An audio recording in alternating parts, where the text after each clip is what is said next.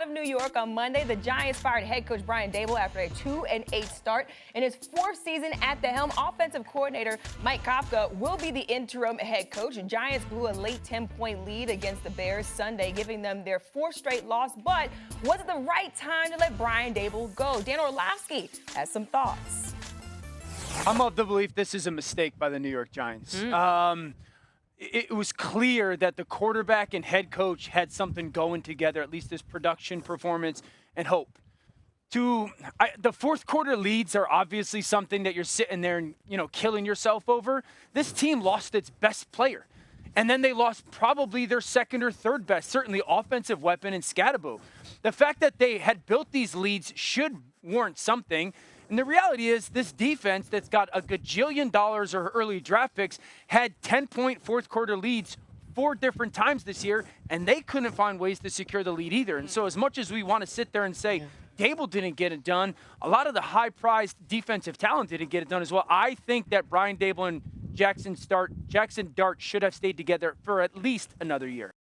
All right, well, the head coach and the GM are usually intertwined. And, Chris, I want to start with you. Was it right to let Brian Daboll go and keep Joe Schoen? Well, before I even get to that, I just got to acknowledge what Dan Orlovsky says. He come up with more excuses than a brother going to jail for these coaches. Wait a minute. Dano, it's not as if Brian Daboll didn't have a shot to get this thing figured out in New York. He had plenty of runway. He started off 7-2 and then proceeded to go 13-38-1. How long is ownership supposed to give him? And I give Daboll credit. He identified Jackson Dart, the talent, the quarterback that's got everybody here to be excited about, in good reason. But I think we've got plenty of examples across the NFL this season on firing the head coach in the rookie year of the quarterback and not ruining the quarterback in year 2. Look at the Chicago Bears with Ben Johnson and Caleb Williams.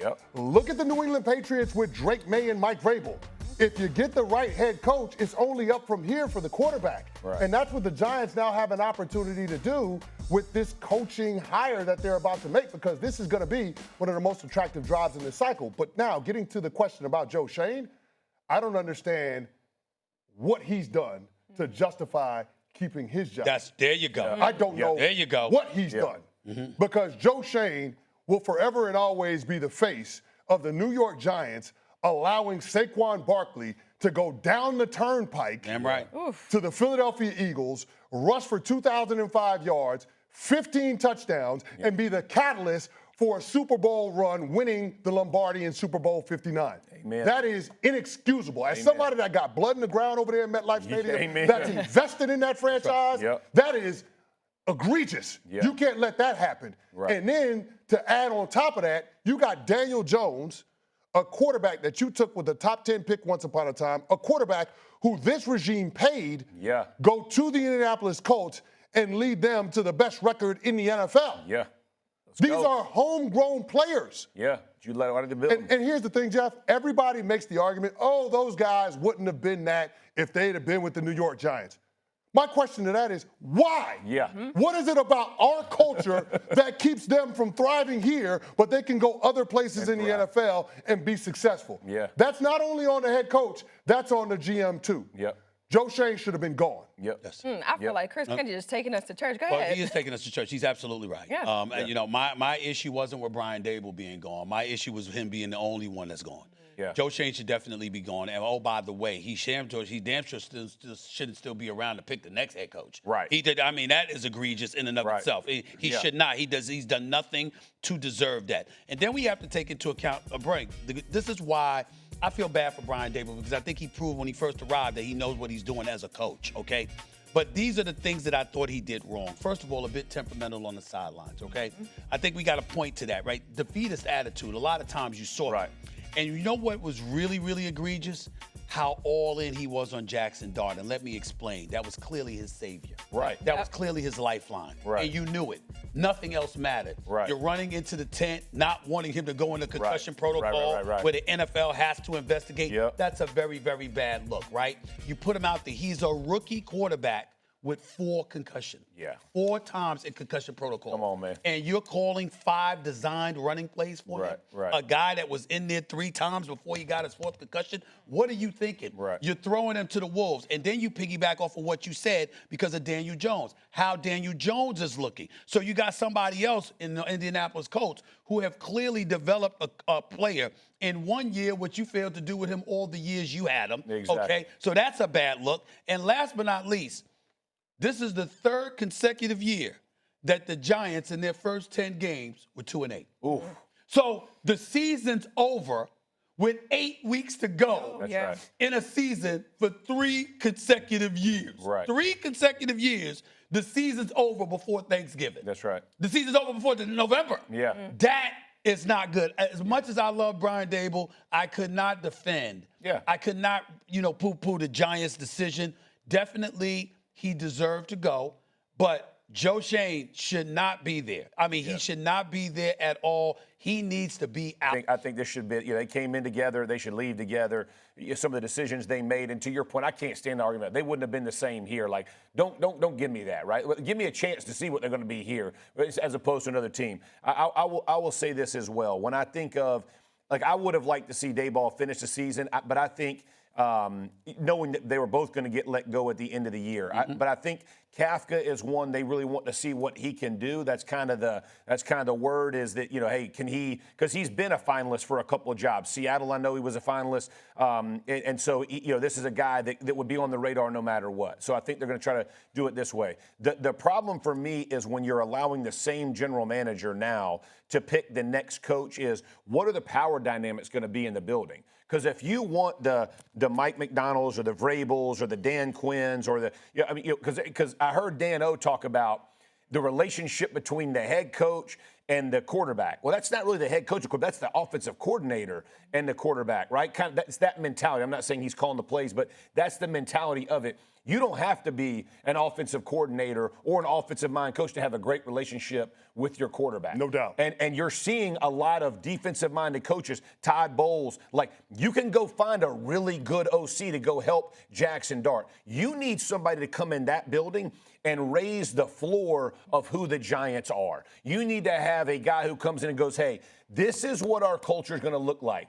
And we're going to be this team. We're going to be this style. We're going to have this direction. That's what that head coach. And if your power dynamic goes general manager, head coach, that's going to be an issue. It's going to have to be equal. And the way that they're doing, the Giants are starting this, I have an issue with. I think it's important before we move on. Let me read the quote from Mr. John Mara, co-owner for the New York Giants. We feel like Joe, as in Joe Schoen, has a something. I call him Joe Schoen.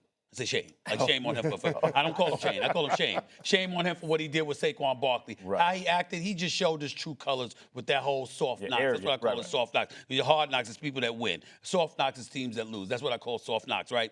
And he just embarrassed himself. But he says, John Mara says, we feel like Joe has assembled a good young nucleus of talent, and we look forward to its development. Unfortunately, the results over the past 3 years have not been what any of us want. We take full responsibility for those results and look forward to the kind of success our fans expect. First of all, they're lying.